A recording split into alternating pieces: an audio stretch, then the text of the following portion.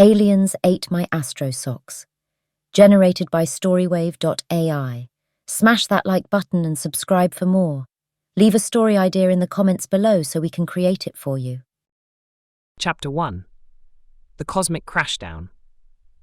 Zem's journey through the cosmos had been as smooth as a hoverboard on a neutron field until Earth's gravity did an unexpected tug-of-war with his Zixian spacecraft. With a spray of cosmic glitter and a din of beeps, the ship zigzagged through the atmosphere like a deflating balloon at a galaxy fair, finally crash-landing with a thud that sent squirrels scurrying and birds tweeting in panic. Groon, the local Sasquatch, had been mid-meditation, trying to connect with the forest's spirit, or at least that's what he told himself between yawns. The ground-shaking kaboom jolted him from his trance, and his deep chestnut eyes widened. What in the name of pine cones was that? He murmured, scratching his thick beard with his scarred left arm. He lumbered through the trees, feet of unusual size, leaving imprints that would send any self-respecting cryptozoologist into a photo-snapping frenzy. As he approached the smouldering clearing, Groon's nostrils flared, sniffing out the unfamiliar scent, a mix of ozone and Zixian daisies. There, amid the wreckage, floated a slinky, green-haired being, levitating in a most peculiar fashion. "Greetings, Earth creature," Zem said, voice high-pitched with occasional static. His ultraviolet gaze flicked over Groon's hulking form. "I come in. Well, not exactly peace, but certainly not in pieces, thankfully."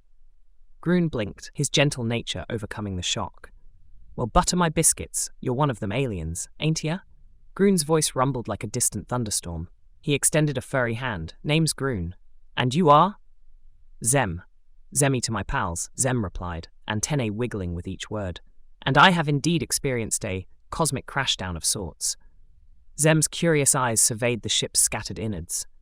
"I need to mend my craft, but I'm clueless about this planet's tech and spare parts."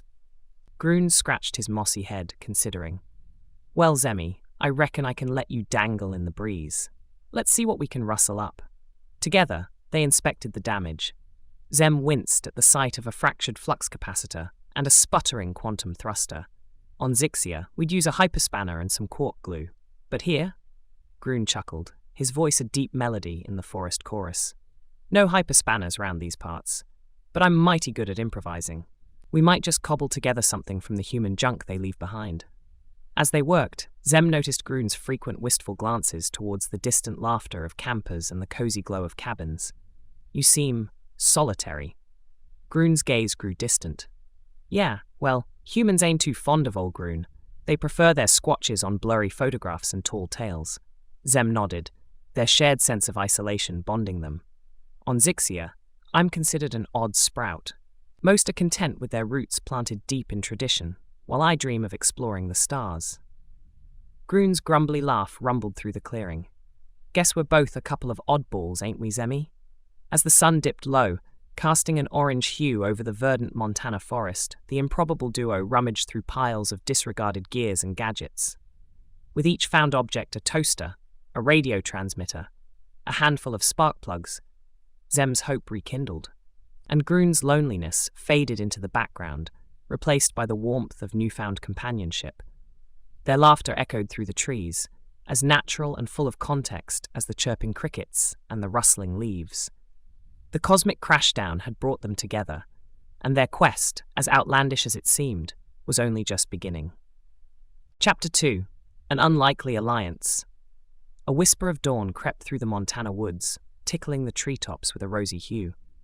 Zem, the slinky, glow-in-the-dark, green-haired Zixian, and Groon, the hulking, mossy-brown Sasquatch, traipsed through the underbrush. Their quest had taken a twist, their goal now to infiltrate a concealed military base rumored to harbor alien craft. "Say, Zemi, have you ever tried a marshmallow?" Groon asked, rustling through a crinkly bag he had unearthed from a nearby campsite. Zem's ultraviolet eyes sparkled with intrigue. "Mallow?" they echoed, practicing the strange Terran word. "Is it a component for my ship?" Groon chortled, the sound bouncing around the forest. "Nah, it's a treat. Watch this." He tossed a fluffy white cylinder into the air and caught it in his mouth with a satisfied grunt.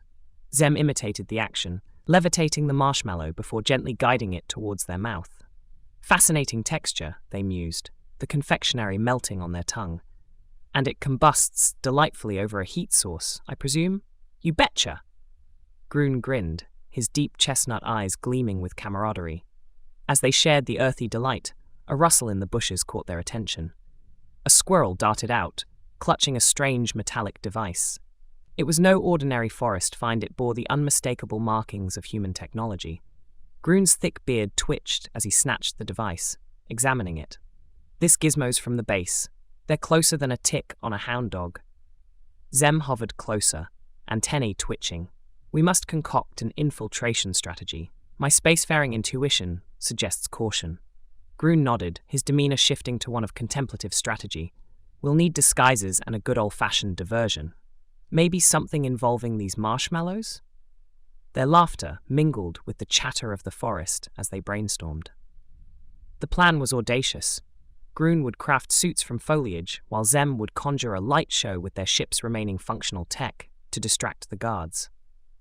Meanwhile, not far from their woodland hideout, Rex Tracker, the sandy blonde conspiracy theorist with an eagle-eyed gaze, uploaded his latest blog post.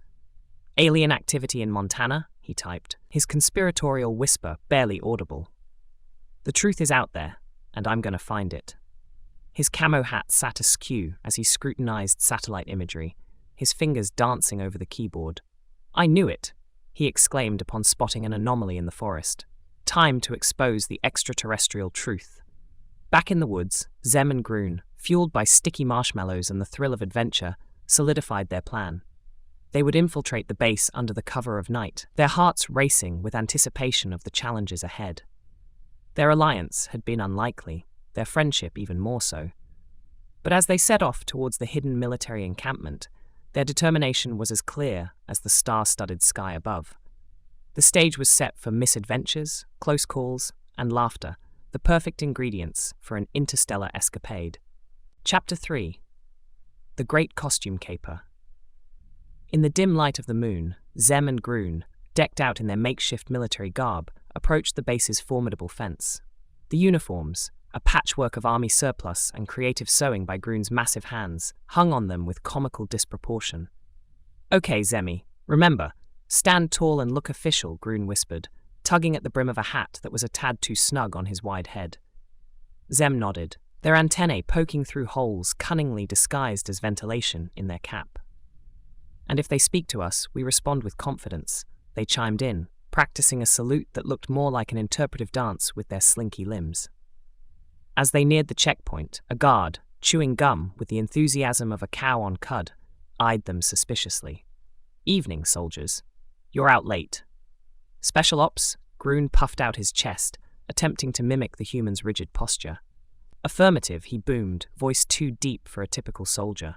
Top secret, snack retrieval mission. The guard raised an eyebrow but shrugged, unhooking the gate. Snacks, huh? Carry on then. They shuffled through, Zem levitating ever so slightly to avoid the awkward march Groon had suggested. Inside, the base buzzed with activity, personnel bustling about, leaving Zem and Groon to navigate the maze of corridors and high-tech gadgetry. As they turned a corner, a poster caught Zem's eye, a chart on proper uniform attire. Zem's gaze darted down to their own ensemble, a belt fastened with duct tape and a name tag that read, Major Looky Here, before they let out a nervous giggle. Groon, our costumes might be less than authentic. Groon's eyebrows knitted together under his oversized cap. Let's just find what we need and skedaddle before anyone gets a good gander at us. Meanwhile, Rex, the conspiracy blogging enthusiast, sat huddled over his laptop, eyes darting between maps and notes. I'm onto something big, he muttered, tapping a photo of a blurry figure that could be Groon or an overgrown hedge. No more hiding, my mysterious friends. Back at the base, Zem and Groon rounded another corner, nearly colliding with a group of soldiers. The soldiers, carrying trays laden with steaming cups, paused, giving the two oddballs a once-over. Major Looky Here, is it? One soldier smirked. And? Corporal Bigfoot? Which division? Groon, quick on his feet despite their size, replied, The very secretive one. You've probably never heard of it. The soldiers chuckled and moved on, leaving Zem to exhale a breath they hadn't realized they were holding. We must locate the hangar, Zem whispered. That's where my ship might be. Their search led them deeper into the facility until the unmistakable outline of spacecrafts, shrouded in tarps, loomed before them. Their hearts raced with the promise of discovery and the peril of being unmasked. As they inched closer, a hand landed on Groon's shoulder, and a stern voice made them freeze. "Hey, you two. What in the blazes are you doing here? Would their ruse hold? Could they bluff their way through this latest challenge?" The stakes were high, their spirits higher, and their adventure was just heating up. Chapter 4. Bumbling through the barracks. Groon and Zem, disguised in their patchwork military garb, weaved through the barracks, a labyrinth of grey walls and gleaming floors that reflected the fluorescent lights overhead. They passed rows of bunk beds, each with a neatly folded blanket and a pillow as plump as a marshmallow. "Zemi, remember to walk heel-toe, Groon murmured out of the side of his mouth, his voice a low rumble.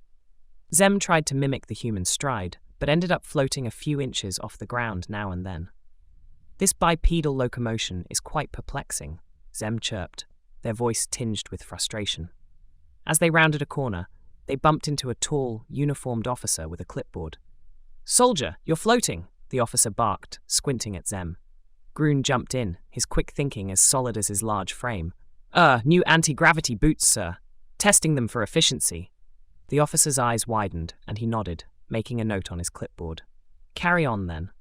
And don't forget, tonight's the talent show. All personnel are encouraged to participate." Groon's face lit up, like a kid in a candy store, his love for the spotlight as clear as the gleam in his eye. "Did you say talent show, sir?" Zem shot Groon a panicked look, their eyes as wide as saucers. "Perhaps we should all run. We'd be delighted to join, sir," Groon boomed, cutting Zem off with a grin that stretched across his furry face.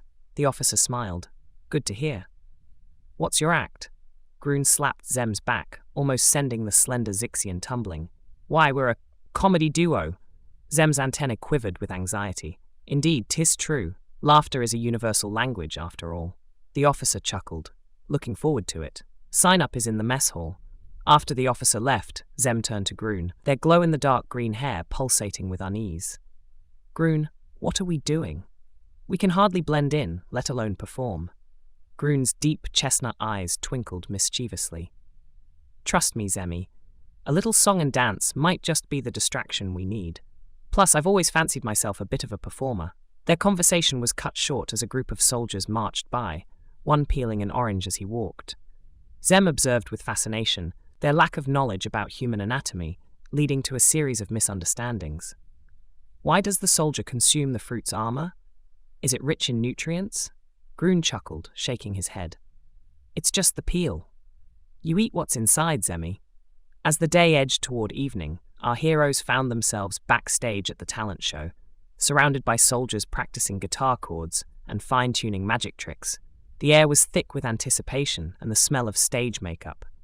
Groon was in his element, practicing exaggerated facial expressions, while Zem tried to follow along, their attempts more comical than convincing.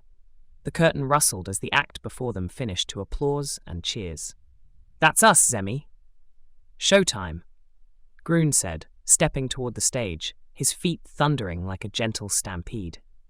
Zem took a deep breath, or at least the Zixian equivalent, and followed Groon onto the stage. The spotlight was blinding, the audience a sea of shadowy figures. But together, they began their act, a series of slapstick blunders and intergalactic jokes that had the soldiers roaring with laughter. For a moment, amidst the chuckles and applause, they forgot the danger of their mission, the need to sneak and snoop. They were just Groon and Zem, bringing a touch of joy to an otherwise ordinary night. But as the laughter echoed through the barracks, Rex Tracker sat outside in the bushes, binoculars trained on the window, his suspicion as sharp as the night air. "I knew it," he murmured. "Aliens and Sasquatches putting on a show. Wait till my followers hear about this." Chapter 5. The Map Mishap. In the hustle and bustle of the base, Zem and Groon, still in their makeshift military disguises, searched for the hidden blueprints that could help fix Zem's spaceship. They scurried through the maze of sterile hallways, their eyes peeled for any sign of a secret room. "Zemi, this door's got a fancy keypad and no windows." "This must be it," Groon whispered, pointing to a nondescript metal door marked janitorial supplies. Zem squinted at the small sign. curious place to hide top-secret blueprints. But Earth customs continue to baffle me, they replied, their glow-in-the-dark hair reflecting the fluorescent lights. Groon punched in a series of numbers he'd seen a soldier use earlier. To their amazement, the door clicked open. They slipped inside just as the base's alarm began to wail. Alert! Training exercise commencing. All personnel, please proceed to your stations, blared the overhead speakers. The closet was crammed with mops, buckets, and an array of cleaning supplies with labels like Grim Reaper Grease Remover. Zem and Groon exchanged a glance, realizing their mistake. Groon let out a low chuckle. Well, Zemi, we may not have found blueprints, but we've got the cleanest hideout on the base.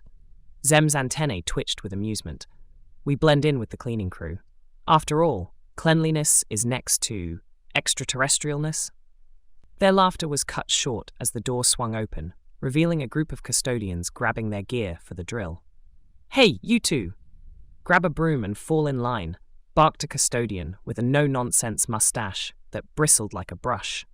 Groon grabbed a mop with a flourish, while Zem picked up a duster, their face a portrait of concentration. They joined the procession of cleaners, trying their best to look natural as they dusted shelves and mopped floors. Outside, Rex peeked through binoculars, his camo hat askew with excitement. There's Major Looky here and Corporal Bigfoot, he muttered, snapping pictures, mopping their way into history. As the base personnel drilled, Zem and Groon shuffled through the hallways, leaving a trail of sudsy water and dislodged dust bunnies. They ducked into a room filled with lockers and donned custodial jumpsuits, the fit comically baggy on Zem's slender frame and snug on Groon's bulk. Zemi, Groon said, examining a vacuum cleaner as if it were alien tech. Maybe we should take a gander at the real blueprints. This cleaning gig's fun, but we've got a spaceship to fix. Zem nodded, their high-pitched voice muffled by a face mask. Agreed. Once this exercise is over, we search for the real top-secret room. As they made their way through the base, hiding in plain sight among the janitors, Groon couldn't help but spin with the mop, splashing suds on the shiny floor. Zem, meanwhile, levitated inches off the ground, their duster waving like a magic wand. Their antics drew chuckles from the soldiers, unaware of the comedic duo's true identity. But as they spun and floated, they remained oblivious to the watchful eyes of Rex, who was documenting every move, his blog post already taking shape in his mind. Their map mishap had thrown them into a cleaning frenzy, but it was just another twist in their interstellar escapade, a tale of two friends. A bucket of suds, and a mission that was anything but squeaky clean. Chapter 6. Close Encounters of the Blurred Kind. The base was abuzz with the footsteps and chatter of soldiers, but Zem and Groon, their nerves as shaky as a leaf in a windstorm, were trying to look as inconspicuous as two oddly dressed individuals could. They tiptoed past humming machinery and blinking consoles, their eyes scanning for an exit that would lead them away from the prying eyes of the base personnel. It's like trying to find a wormhole in a nebula, Zem muttered, their glow-in-the-dark hair dimmed under the brim of their oversized hat. Groon, towering over the sea of uniformed heads, nodded. Just keep your flippers down and your snout up. Wait, do I have that backward? Before Zem could reply, a voice cut through the din. Hey, you two! Halt! They spun around to see Rex, his sandy blonde hair tousled and his eagle-eyed gaze fixed on them with the intensity of a laser beam. I knew it, he exclaimed. You're not regular agents, you're super-secret agents. Undercover, eh? Groon and Zem exchanged a panicked look, their hearts thumping like drumbeats in a parade. Yes, that's right, Groon rumbled, trying to deepen his already deep voice. Super-duper secret. Zem nodded vigorously, their high-pitched voice tinged with static. Absolutely. So secret, in fact, that we must ask you to forget seeing us. Rex's eyes narrowed, and he leaned in close, his conspiratorial whisper barely audible. Oh, I get it. Wink, wink, nudge, nudge. Say no more. Your secret's safe with me. As Rex turned and strutted off, a smirk plastered on his face. Zem let out a sigh of relief.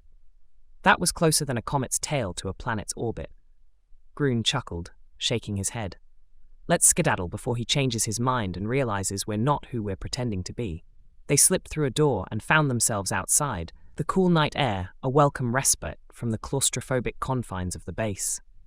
But their moment of peace was short-lived, as they noticed a small gathering near the base fence. Rex was talking animatedly to a group of onlookers, his hands gesturing wildly as he spun tales of government cover-ups and alien conspiracies. The crowd, a mix of curious locals and dedicated followers, hung on his every word, their eyes wide with fascination. Groon leaned in, his voice low. "Looks like Rex's got his own fan club.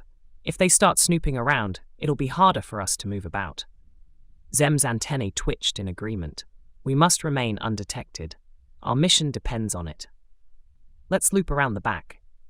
They made their way around the perimeter, ducking behind bushes and darting across open spaces like two shadows flitting through the moonlight.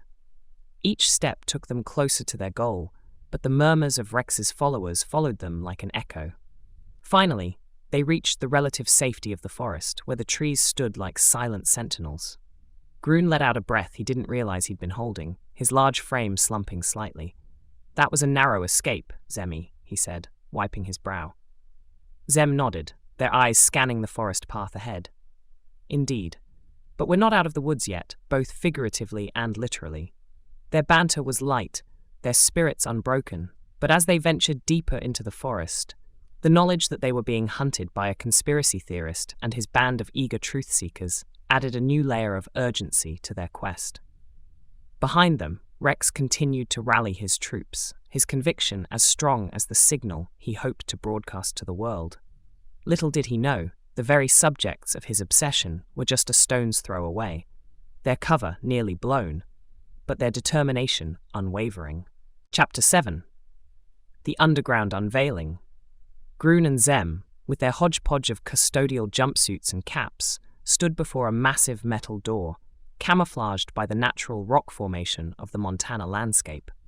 It had taken them the better part of the night to find this hidden gem, the entrance to the secret hangar. "Would you look at that?" Groon said, his voice a mix of awe and excitement. "It's like finding a needle in a haystack the size of a really big haystack." Zem's ultraviolet eyes danced with anticipation. "Indeed, Groon. Now we face the challenge of passing through without being turned into space dust by whatever security this door holds." Before them stood a sleek terminal with a screen glowing like the soft light of a distant star. "Greetings, I am Alfred, the automated logistic facilitation and restricted entry device." The terminal chimed, its voice smooth and oddly soothing. Groon leaned in, his thick beard nearly brushing the screen. "Well, hello there, Alfred. I'm Groon, and this is Zem. We need to get into this hangar, pretty please." Alfred's screen flickered with a series of lights that mimicked a curious expression. "Groon, your manner of speech is quite unique. Access to this facility is restricted. Please provide the proper clearance code." Groon scratched his head, his feet unusually still for a moment. "Clearance code? We're fresh out of those. But we're on a super-duper, top-secret snack retrieval mission, remember?" Zem nudged Groon, whispering, "Perhaps we could use my ship's technology to communicate with Alfred. Maybe it can understand my home planet's tech speak." Alfred beeped, as though amused. "I find your approach refreshing, Groon. While I cannot grant access without a code, I am intrigued by the possibility of extraterrestrial technology." Meanwhile, outside the base, Rex's eager band of followers had swelled in number, their murmurs growing louder as the scent of intrigue filled the air. "We want answers. What's the government hiding from us?" they chanted, their restlessness palpable like the rumbling of a coming storm. Back in the underground corridor, Groon beamed at Alfred. "You hear that, Zemi? Alfred likes us. Now, let's show it what Zixian tech can do." With a nod, Zem removed a small device from their pocket, its surface covered in symbols that danced like fireflies. They held it up to Alfred's scanner, and the air was filled with a hum as the two technologies interfaced. "Accessing data. This technology is fascinating," Alfred stated, its electronic voice tinged with something akin to wonder. "Does that mean we can go in?" Groon asked, his voice hopeful. Alfred paused, as if contemplating. "I will grant you temporary access. Please proceed with caution." The massive door hissed open, revealing a hangar so vast and filled with gleaming spacecraft that it could have housed a small star. Groon let out a low whistle, while Zem floated a little higher, their excitement barely contained. As they stepped into the hangar, Zem couldn't help but feel a pang of homesickness at the sight of technology reminiscent of their home planet. Groon, on the other hand, looked like a kid in a candy shop, his eyes wide with childlike wonder. Together, they crept past rows of silent spacecraft, each one a marvel of human and alien engineering. They were close now, so very close to finding the parts Zem needed to repair their ship. But as they immersed themselves in the world of high-tech security and interstellar possibilities, Rex's followers outside grew more determined, their voices uniting in a chorus of curiosity and defiance. Unbeknownst to Groon and Zem, the stage was being set for a confrontation that could unravel their carefully laid plans. Chapter 8. The Circuit Circus. Inside the hangar, Zem and Groon stood before a daunting array of flashing lights and tangled wires that made up the security system. It was like a metallic jungle, buzzing with electric life. "All right, Zemi, we just need to disable this thingamajig without alerting the whole base," Groon said, scratching his head and eyeing the circuitry as if it were a complex puzzle. Zem floated up for a closer look, their antennae wiggling with concentration. This resembles the power grid of a Zixian dance floor, but with less rhythm and more sparks. Groon, hands as big as dinner plates, reached in and plucked out a wire, maybe this one. The moment he pulled the wire, lights flickered, and a siren began a soft wail. They both froze, Groon holding the wire like a hot potato. Oops. Zem zipped over to a panel, their fingers dancing over the buttons. "Let's try rerouting the energy flow through this doodad." Groon nodded, though he clearly understood as much about circuitry as he did about ballet. "Sure thing, Zemi. Doodads and thingamajigs are my specialty." As Zem manipulated the controls, Groon carefully untangled a knot of wires, whistling a tuneless song to calm his nerves. "How's it going over there, Zem?" "Just a moment," Zem replied, their voice betraying a hint of uncertainty. "I think if I just connect this to Gra." Before they could finish, a spark erupted from the panel, and the entire hangar plunged into darkness. Groon yelped, and somewhere in the distance, they heard the sound of surprised shouts and clattering tools. The base-wide power outage sent the soldiers into a scurry of flashlights and emergency procedures. Groon and Zem huddled in the darkness, their hearts pounding like drums in a marching band. "Did we do that?" Groon whispered, his voice a low rumble in the pitch-black room. Zem's glow-in-the-dark hair provided a faint green light, revealing their sheepish expression. "It seems we've caused a bit of a power nap for the base."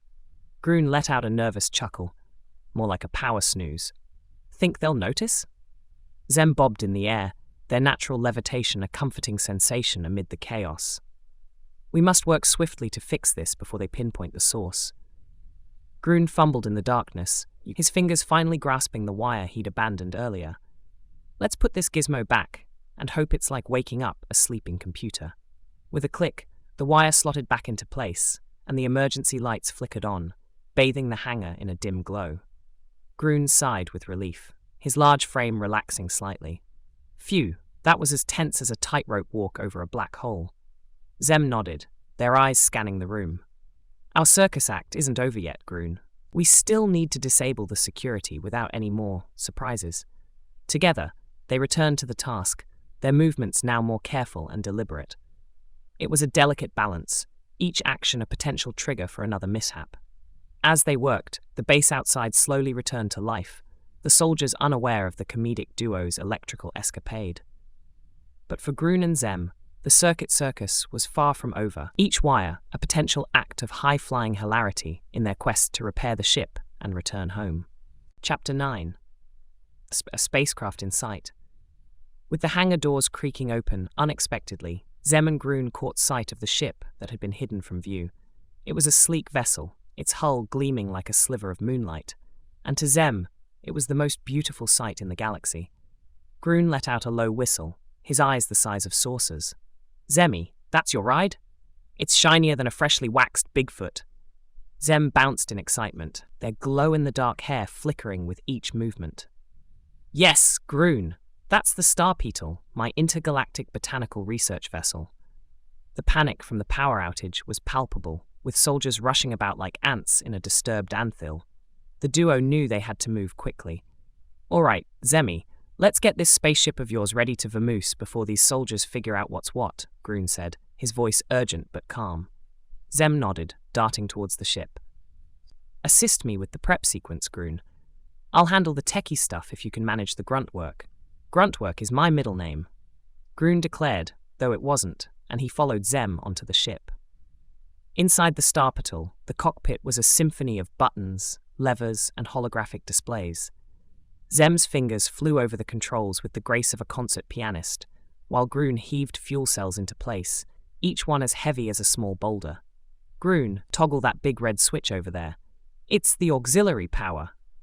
Zem instructed, pointing to a switch that looked like it belonged in a cartoon. Groon reached out and flipped the switch with a flourish, and the ship hummed to life, its engines purring like a giant metallic cat. Like that? Perfect. Now for the main thrusters, Zem said, their voice tinged with excitement. Meanwhile, Rex used the commotion to slip past the distracted guards, his heart racing with the thrill of the chase. This is it, Rex, old boy, your big break, he whispered to himself as he tiptoed into the base. Back in the star patrol, Groon was struggling with a particularly stubborn lever that refused to budge. Come on, you pesky thing, he grunted, his muscles bulging with the effort. Pull it towards you, then twist it like a doorknob. Zem called out from the other side of the cockpit. With a grunt and a twist, Groon managed to activate the lever, and the spacecraft shuddered as its thrusters ignited with a roar. Zem clapped their hands, a Zixian gesture of success. We did it, Groon. Now to disengage the docking clamps. Outside, the soldiers had begun to regain control, their orders slicing through the air as they moved to secure the hangar. The race was on. Rex, now inside the hangar, couldn't believe his luck. There, before his very eyes, was an honest-to-goodness spaceship, and he had his camera at the ready. This is going to be the scoop of the century, he whispered, snapping pictures. Groon, back in the star patrol, was sweating profusely as he followed Zem's instructions. What now, Zemi? Hit that blue button, the one that looks like a raindrop, Zem said, gesturing frantically as they watched the hangar doors begin to close. Groon slammed his palm down on the button, and with a triumphant hiss, the docking clamps released their hold on the star patrol. The ship was free, and just in time. The hangar doors clanged shut, sealing them inside. But it was too late for the soldiers to stop them now. Zem and Groon shared a look of relief mixed with disbelief. They had done it. They were moments away from takeoff. With a final glance at the chaotic scene they were leaving behind, Zem initiated the launch sequence. It was time to say goodbye to Earth and hello to the stars. But first, they had to deal with the unexpected stowaway, snapping photos from the shadows. Rex had gotten his close encounter, and it was going to be wilder than he ever imagined. Chapter 10. The Comical Countdown. Zem hovered over the star petal's control panel, their slender fingers moving hesitantly above a series of buttons that looked more ancient than a fossilized fern. Groon, remind me, did you say to press the blue one, or the one that looks like a blueberry pie? Groon peered over Zem's shoulder, squinting at the buttons. Well, I reckon they both look delicious, but I think it was the pie-shaped one. With a gentle tap, Zem pressed the button, and the ship responded with a series of beeps, followed by a holographic countdown timer that popped up, displaying numbers that ran backward. Wait, that's not the launch sequence. That's the self-destruct. Groon's eyes bulged, and he leaped towards the control panel, accidentally elbowing another button that caused the floor to turn into a treadmill. Zemi, turn it off! Turn it off! Zem, their feet slipping comically on the moving floor, managed to whack the control panel with their hand, hitting a switch that sprayed confetti into the air. Why would a ship even have a confetti button? Amidst the chaos, Rex, with his camera raised like a treasure hunter's divining rod, finally had the moment he'd been waiting for. Gotcha, he exclaimed triumphantly.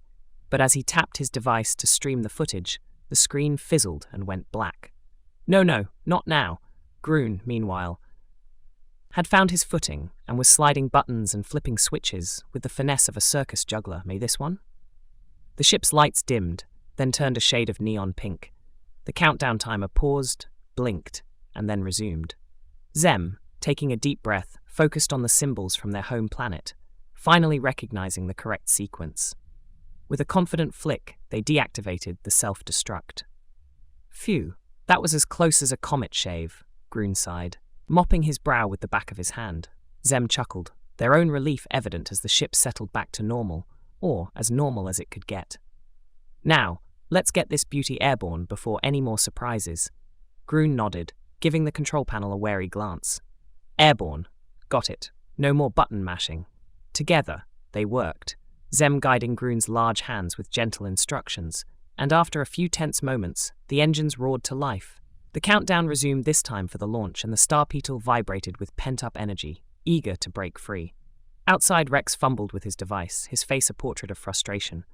Come on, you piece of junk, work! But the ship was ready, and Zem and Groon strapped themselves in, exchanging a look of triumph. Ready, Groon? Ready as I'll ever be, Zemmy. The countdown hit 0, and with a whoosh that could have rivaled any firework display, the star petal shot up and out of the hangar, leaving behind a trail of sparkling space dust and a very bewildered conspiracy theorist with a malfunctioning camera. As the ship soared through the atmosphere, Groon whooped with joy. We're flying! We're actually flying! Zem nodded, their eyes on the stars ahead. Next stop, outer space. Let's hope it's smoother sailing from here on out. But as they left Earth's orbit, both knew that in space, just like in comedy, anything could happen. Chapter 11. Farewell Follies. Zem and Groon stood in the heart of the star petal's main deck, surrounded by the hum of the ship's restored systems. The vessel was alive with a symphony of beeps and gentle mechanical whirs, ready to dance among the stars once more. Groon leaned against the console, his massive hands fidgeting with the edge of his mossy brown hair. So, Zemmy, this is it, huh? You're gonna zip off to your home planet and leave ol' Groon to twiddle his thumbs in the woods? Zem hovered nearby, their antennae drooping slightly. I wouldn't have made it this far without your help, Groon. I'll miss our shenanigans more than you can imagine. Groon's deep chestnut eyes looked over at Zem, and a smile tugged at the corners of his mouth. Remember that time you tried to convince me that marshmallows were part of Earth's core nutritional guidelines? Zem let out a high-pitched giggle, which buzzed with static. And you almost convinced me that Bigfoot could outrun a Zixian speeder on a good day. Their laughter echoed through the ship, a merry sound that filled the space with warmth. But Groon's laughter faded a bit as he looked down at his oversized feet. Gonna be strange, not having you around, Zemmy. Who's gonna make me laugh now? Zem floated closer, placing a comforting hand on Groon's arm. Groon, you have a heart as vast as the Andromeda Galaxy. I'm sure you won't be alone for long. And who knows, maybe one day I'll come back for a visit. Groon nodded, his thick beard bristling as he worked up a smile. You'd better. I'll be holding you to that, Zemmy. Now let's not get all sappy. What's next on the launch checklist? Zem checked the control panel, which lit up like a Christmas tree. Just the final system checks, and then, suddenly, a loud thud resonated against the hull. They froze. Groon's eyes widened. What in the blazes was that? Outside the star petal, Rex was using a large metal rod to bang against the ship's exterior. Hey, you in there? You need to hold your horses, or whatever it is you ride in space. Zem and Groon exchanged a puzzled glance before Groon activated the communication system. Rex?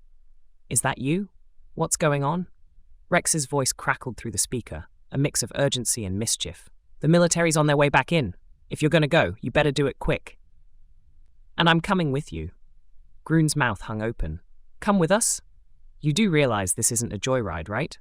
Zem chimed in. He's right, Rex. But your help is appreciated. We'll send you off with a story to tell. Groon shook his head, chuckling at the absurdity of it all. Never a dull moment with you, Zemmy. All right, let's fire up the engines before we get company. Zem nodded and turned back to the control panel, initiating the launch sequence with practiced ease. The ship's engines growled, a low rumble that built into a roar. Groon glanced out the viewport, where Rex gave a thumbs up, his sandy blonde hair fluttering in the wind produced by the engines. Zem placed their hand on the throttle. Ready, Groon? Groon took a deep breath and nodded, his heart feeling as heavy as a black hole, yet as light as stardust. Ready, Zemmy. Let's show 'em what the star petal can do. With a smooth pull, Zem launched the ship into the sky, its thrusters painting the night with streaks of incandescent light. They soared upwards, leaving Earth's gravity and Rex's waving figure far behind. As the ship pierced the atmosphere, Groon looked over at Zem, who was focused on the stars ahead. You know, Zemmy, I think I'm gonna like space. Zem smiled, their eyes reflecting the infinite cosmos. Welcome to the final frontier, Groon. Chapter 12. The Great Escape. The Star Beetle's engines roared like a school of dragons, their fiery breath propelling Zem and Groon toward the stars. Outside, the military's vehicles churned up dust as they raced to surround the hangar, their urgency clear in the symphony of sirens and shouted commands. Rex, having found his way to the top of a nearby observation tower, grinned as his once-defunct streaming device flickered to life. "Oh, you beautiful piece of tech. Don't fail me now," he whispered, holding it up to capture the action. Zem, their hands flying over the controls, spoke into the comm system. "Groon, how's it looking out there? Any sign of our friends in camo?" Groon peered out of the window, his eyes taking in the scene as soldiers spilled out like ants at a picnic. "Oh, they're here all right, and they brought all their toys. But don't you worry, Zemi. I've got a feeling Rex is cooking up something good." Down below, Rex waved his arms like a conductor directing an orchestra, his voice billowing out to the soldiers through a purloined megaphone. "Attention, brave protectors of Earth. Behold, the first ever human Sasquatch-alien collaboration. Prepare to be dazzled." The military personnel halted, their confusion etched on their faces as bright and mysterious lights began to pulse from the star petal, a disco of colors playing across the evening sky. Groon chuckled. "Looks like Rex is giving him quite the show." Zem laughed, the sound warm and airy. "Perfect. Engaging the cloaking device now." With a flick, the star petal shimmered and blended into the night sky, leaving only the light show as a distraction. On the ground, Rex's device buzzed and beeped as it transmitted the spectacle to the internet, where viewers from around the world tuned in, their screens filled with the unbelievable sight. "Are we invisible yet, Zemi?" Groon asked, his voice tinged with excitement. Zem nodded, their eyes on the radar, as invisible as a ghost in a fog bank. "Now, hold on to your fur, Groon. We're about to break orbit." The soldiers, entranced by the dancing lights and Rex's antics, barely registered the faint whoosh of the star petal ascending toward the heavens. Rex, his heart pounding with adrenaline, continued his performance, unaware that his stream had gone viral, captivating audiences with the absurdity of it all. As the ship slipped through the Earth's grasp, Groon looked back at the shrinking blue marble, a smile spreading across his face. "We did it, Zemi. We really did it." Zem's face was a mask of focus as they piloted the ship, but their voice carried their smile. "We did, Groon. Thanks to you, and even Rex, in his own strange way." The starple burst through the atmosphere, the stars greeting them like old friends. Behind them on Earth, Rex finally lowered his streaming device, a laugh bubbling up from deep within him. "Eat your heart out, Hollywood," he said, watching as the number of viewers climbed higher and higher. The escape had been great, indeed, a blend of ingenuity, teamwork, and a dash of interstellar magic. And as the star petal charted its course among the constellations, Zem and Groon shared a quiet moment of triumph, their laughter echoing into the cosmos. Chapter 13. The Launch Lunacy. The star petal's engines thundered with an energy that seemed to rattle the very stars. Zem was at the helm, their green fingers dancing across the control panel with a flourish of expertise. "Groon, are you seeing this?" Zem called out, eyes wide with amazement as the ship vibrated, ready to conquer the cosmos. Groon, strapped into a seat that was a tad too small for his hulking frame, nodded vigorously. "All systems are go, Zemi. But, did you see what I wrote on the hull?" Zem paused, recalling the scrawled message Groon had etched with a piece of space-proof chalk. Yes, Groon was here. It was quite touching in its own way. Down below, the military scrambled like a troop of clowns, their vehicles zigzagging in a futile attempt to encircle the ship. One soldier, in his eagerness, drove straight into a stack of barrels, sending them tumbling like a row of dominoes. "Oh, look at 'em go, Zemi! It's like a circus down there." Groon chuckled, his belly bouncing with each laugh. Zem smirked, adjusting a dial. "With Rex's broadcast, we might as well sell tickets to this show." Speaking of Rex, he was now a viral sensation, his live footage of the launch spreading across the internet faster than a wildfire. People from all corners of the globe watched, their skepticism melting away as laughter and wonder took its place. "Zem, we got a situation." Groon's voice broke through the mirth as he pointed to a screen flashing red. "They're launching. Is that a net?" Zem squinted at the display. "A net? That's their grand plan?" Hold on, I've got an idea. With the grace of a cosmic dancer, Zem flipped a series of switches, and the Star Beetle responded by releasing a burst of confetti, the remnants of their earlier mishap with the self-destruct sequence. The net, intended to ensnare their ship, was instead caught by the cloud of colourful paper, creating a spectacle that would be remembered in military bloopers for generations. Groon's laughter boomed through the cabin. A confetti counterattack! Brilliant, Zemi! As the ship ascended, leaving behind the confetti-clad net, the cheers and gasps of the crowd reached a crescendo. Rex, with a grin that could be seen from orbit, gave a thumbs up to the camera. You're witnessing history, folks. Or should I say, hysterical. Zem glanced at Groon, their shared camaraderie shining brighter than the controls. Ready for hyperdrive, my friend? Groon nodded, his eyes sparkling with a mix of joy and mischief. Let's warp out of here before they try throwing a pie at us. With that, Zem pushed the throttle forward, and the Star Beetle leaped into hyperdrive, leaving a trail of stardust and the echoes of laughter in its wake. The military, now covered in confetti and scratching their heads, could only watch as the ship became a twinkling speck in the night sky. Rex's feed continued to broadcast, the viewership numbers skyrocketing as people around the world shared in the hilarity and heart of the moment. The launch lunacy, as it would come to be known, had not only propelled Zem and Groon into space, but had rocketed them into the hearts and funny bones of all who witnessed their incredible journey. Chapter 14. Orbital Outburst. Zem, their fingers deftly maneuvering the Star Beetle into a stable orbit, turned to Groon with a start. Groon, you're actually here! In space! How did you, Groon? His large eyes as round as saucers, floated clumsily in zero gravity, bumping into a control panel and accidentally flipping a switch. I might have followed you a bit too closely, Zemi, he admitted, a sheepish grin spreading across his furry face. Zem couldn't help but chuckle at the sight. Well, it seems we're partners in this cosmic dance now. Groon, twirling like an awkward ballerina, clutched at a floating bag of dehydrated snacks. I always wanted to try space food. But Zemi, I gotta tell ya, I'm not too keen on this whole no up or down thing. As the two friends adapted to the weightlessness, laughter filled the ship, their movements causing more than a few unintended backflips and somersaults. Groon, be careful with that. It's not a toy. It's a zero-gravity toilet plunger. Zem exclaimed as Groon examined a peculiar device with wide-eyed curiosity. Back on Earth, news of the first Bigfoot in space spread like wildfire. People from all walks of life were glued to their screens, watching the live feed from the Star Beetle. Groon, with his natural charm and bumbling grace, had become an instant sensation. Look at him go, folks. That's one small step for a Sasquatch, one giant leap for cryptid kind. The newscasters boomed, capturing the world's rapt attention. Meanwhile, in orbit, Zem and Groon faced the reality of their situation. We've got enough snacks for a few days, but we'll need to ration them, Zem noted, eyeing the floating food packets.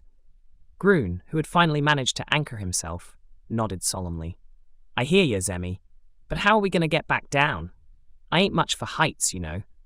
Zem, ever the problem solver, began tapping at the control panel. We'll plot a course back home, Groon, but first, let's enjoy the ride and give the folks down below a good show. The ship's cabin became their playground, every flip and twist broadcasting to the world below, their antics as heartwarming as they were hilarious. Zem showed Groon how to make space angels by flapping their arms and legs in the air, while Groon attempted a zero-gravity rendition of the Sasquatch shuffle. As the Star Beetle orbited Earth, the pair made the most of their unplanned adventure, their laughter a testimony to their unbreakable bond. And though Groon's fear of heights loomed over him like a shadow, his spirit never wavered, his laughter a lantern of joy in the vastness of space. Their orbital outburst was more than just a series of comical missteps. It was a journey of friendship, a reminder that sometimes the best adventures are the ones you never see coming. And as the world watched, Groon and Zem didn't just circle the Earth, they circled the hearts of everyone who shared in their laughter and light. Chapter 15. Stellar Shenanigans. Amidst the twinkling tapestry of space, Zem and Groon's Star Beetle hummed along, a silver dot against the infinite black. Their journey took an unexpected turn when they stumbled upon a peculiar spaceship, its design a jigsaw puzzle of shapes and shiny metal. Zemi, what kind of spaceship is that? Groon asked, squinting at the vessel that seemed to be fashioned from a rainbow's worth of colors. Zem peered at the ship's readouts. That, Groon, is the Dazzler 3000, known for hosting the galaxy's most popular game show, Cosmic Conundrums. As they approached the Dazzler 3000, a welcoming jingle played through the Star Patrol's speakers. Greetings, travelers. You're invited to participate in today's challenge. Win, and you'll earn a warp ticket home for your furry friend. Groon's usually confident voice wavered a bit. A game show in space? I ain't sure about this, Zemi. Zem chuckled, their glowy hair pulsing with excitement. It could be fun, Groon. Let's give it a shot. The Star Beetle docked with the Dazzler 3000, and they were soon greeted by a group of extraterrestrial beings, each more bizarre than the last. One had tentacles for hair, another sported 3 dazzling eyes, and a third was nothing but a floating orb of light. Welcome, welcome, the tentacled host exclaimed. I'm Tentaclia, your host. Let's get the show started. Groon leaned close to Zem and whispered, How do we even play this game? Just follow my lead, Zem replied, giving Groon an encouraging nudge. The game was a whirlwind of wacky challenges, from asteroid bowling using telekinesis to a quiz where the questions were sung in an alien opera style. Groon's attempts at telekinesis resulted in a fit of laughter from the audience as asteroids spun like tops and zipped in every direction but the intended one. Zem, on the other hand, had a knack for the quizzes, their high-pitched, static-laced voice hitting notes Groon didn't think were possible. Back on Earth, Rex watched the intergalactic game show with glee, typing away at his newest blog post. Groon's Galactic Games, he titled it, the words flowing as easily as the laughter that filled his living room. As the final round approached, Groon found himself face to face with an obstacle course that would make a ninja blush. You can do it, Groon, Zem encouraged, clapping their hands together. Groon took a deep breath and plunged into the course, ducking, weaving, and more often than not tumbling through the colourful barriers and bouncy platforms. The sight was so comically charming that the entire audience, including the alien spectators, erupted into cheers and applause. Finally, with a mighty leap that would have impressed any earthbound Sasquatch, Groon crossed the finish line. Tentaclia waved their tentacles with excitement. We have a winner. Zem and Groon exchanged a triumphant high five, or as close to one as they could manage in zero gravity. We did it, Groon. You're going home. As they were handed the warp ticket, a shimmering card that glowed with potential pawn, Groon smiled, his earlier apprehension forgotten amidst the exhilaration of victory. Thanks, Zemi, he said, his voice steady and grateful. This has been the wildest ride of my life. Zem nodded, their own smile as bright as the stars outside. And it's not over yet. Let's get you back to Earth, my friend. With the game show behind them, the Star Petal set course for home, guided by laughter and the promise of more adventures to come. And as Rex's blog post about Groon's space escapades went live, the world tuned in, eager for the next chapter of the most unlikely astronaut's journey. Chapter 16. The Cosmic U-Turn. Zem was fiddling with the Star Beetle's control station, a labyrinth of shimmering buttons and levers, when Groon's voice boomed through the cabin. So Zemi, what's this? I hear about an intergalactic drive-through. Zem glanced up, their glow-in-the-dark green hair casting an eerie yet comforting glow. Oh, it's a pit stop for travelers craving a quick bite. They've got everything from asteroid fries to supernova shakes. Groon's stomach rumbled, the sound echoing off the metal walls. That sounds out of this world delicious. But we gotta skedaddle back to Earth pronto, right? Correct, Zem confirmed, tapping a holographic map. We need to duck and weave through some cosmic checkpoints before the military tracks us down. As the Star Beetle zoomed through the star-studded blackness, a blip appeared on the radar, signaling the approach of the galactic traffic cops. Groon's eyes widened. Hey, those blips on the radar are getting closer. Zem's fingers danced across the dashboard, deftly dodging the incoming ships. Hang on, Groon. Time to show them some fancy flying. The ship swerved and dipped, twirling through space like a ballerina. Groon, gripping the arms of his seat, couldn't help but let out a whoop of excitement mixed with a tinge of fear. This is like the best roller coaster ever, Zemi. The chase was on, and laughter filled the cabin as they narrowly missed comet tails and zoomed past blinking satellites. "They'll never catch us at this rate." Zem cheered, a hint of mischief in their voice. Groon's chuckle was cut short as his seatbelt strained against a particularly sharp turn. "Zemmy, did I ever tell you I never learned how to buckle one of these Earth contraptions?" Zem reached over, securing the belt with a swift click. "Safety first, Groon." Especially when you're about to make the cosmic U-turn of a lifetime. The Star Beetle hurtled toward the drive-thru, a space station aglow with neon signs advertising galaxy-famous delicacies.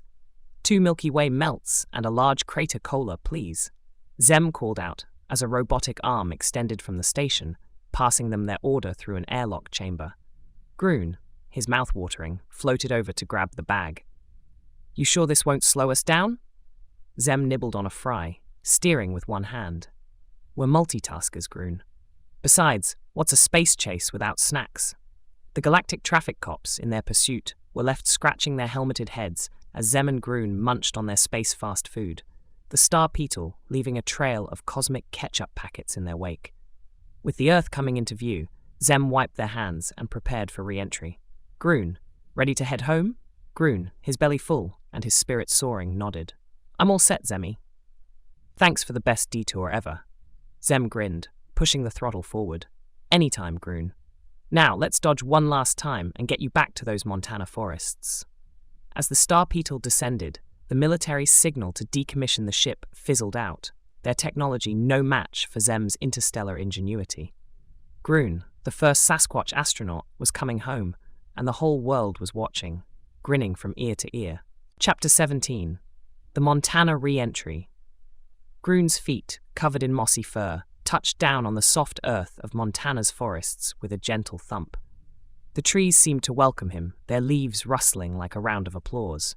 Rex, sporting his camo hat and a grin from ear to ear, was at his side, holding up a homemade Welcome Home banner. "Well, Groon, how does it feel to be back?" Rex asked, his voice carrying through the trees. Groon took a deep breath, the fresh pine-scented air filling his lungs. "It's quiet, Rex. Too quiet. I kind of miss the beeps and boops of the Star Beetle." Rex chuckled, clapping Groon on the back. "Don't you worry, I've got big plans for us. We're going to tour the country. Talks, book signings, maybe even a movie deal."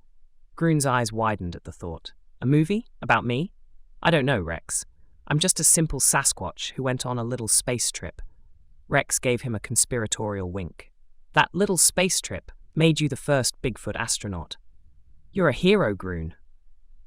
As the days passed, Groon found himself missing the weightlessness of space, the thrill of the cosmos.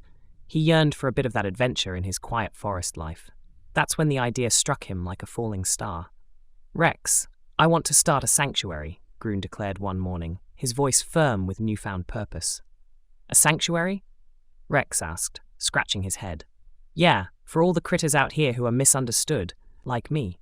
A place where they can feel safe and appreciated." Rex's face lit up, the gears in his mind turning. "That's brilliant, Groon.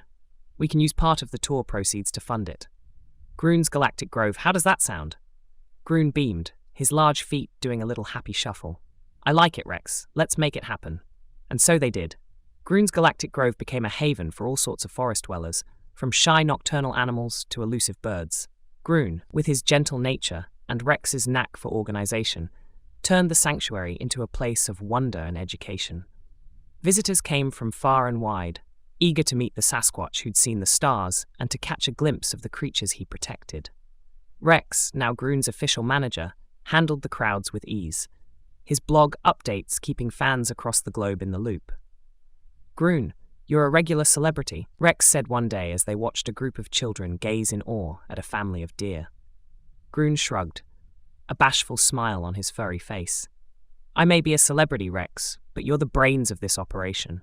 Rex tipped his hat, his face flushed with pride. "Just doing my part, Groon. Just doing my part." The sanctuary thrived, and Groon's heart swelled with pride at the thought of how far he'd come from the deep forests of Montana to the vastness of space and back again.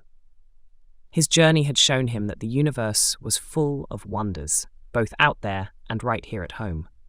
Chapter 18. Galactic Goodbyes.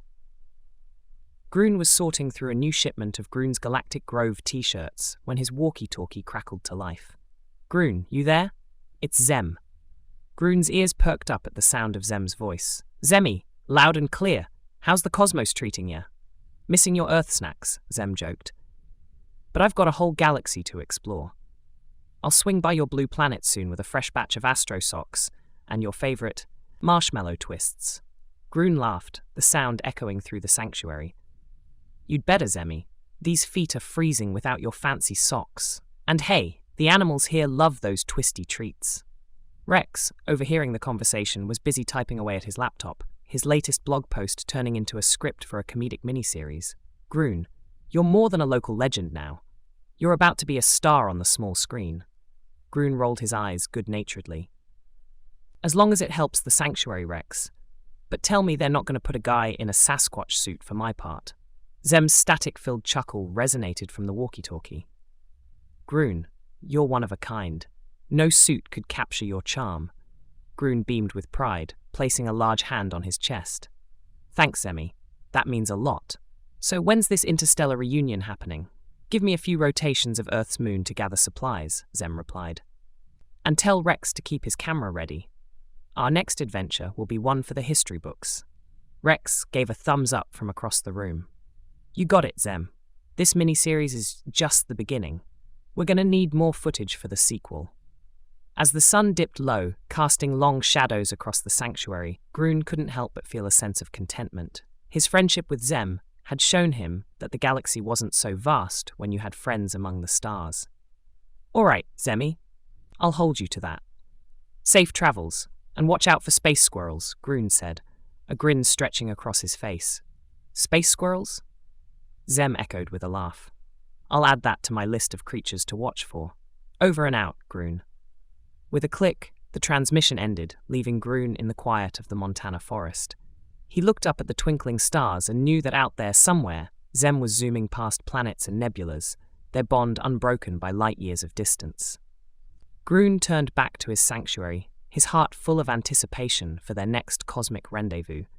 With friends like Zem and Rex by his side, any adventure was possible, even for a Sasquatch who had once dreamed of the stars. Chapter 19. The Universal Language of Laughter. Groon sat cross-legged, an elder among the towering trees of his beloved forest. A circle of Bigfoot younglings gathered at his feet, their eyes wide with anticipation. "And that, my little squatches, is how I became the first of our kind to whoosh through the stars." Groon finished with a flourish, his hands mimicking a spaceship soaring through the air. One youngling, fur still matted with the downy softness of youth, tilted her head. "Groon, did you really zoom past moons and stars?" Groon nodded, his chuckles shaking the leaves around them. "You betcha. And let me tell ya, the moon is not made of cheese, no matter what those bedtime stories say." Another youngling, his eyes a curious shade of forest green, piped up. "But were you not scared, being so far from the trees and streams?" Groon's eyes twinkled, a knowing smile on his lips. "Scared? Sure, a little. But Zemmy was there, and we found something special up there, laughter. It's a sound that everyone understands, no matter where you're from." The younglings leaned in, their expressions a mix of intrigue and delight. "Laughter?" one echoed, as if hearing the word for the first time. "Yep, laughter. It's like a magic spell that makes fear and strangeness just poof, disappear," Groon said, his hands miming a cloud of smoke. Rex, leaning against a nearby tree, scribbled notes furiously into his notepad, his earlier life of conspiracies now replaced with the whimsy of Groon's tales. He paused, looking up at the gathering. "You know, Groon, I reckon these adventures of ours, your bravery, Zem's smarts, they've shown me that life's too short not to embrace the wild and wacky." Groon nodded.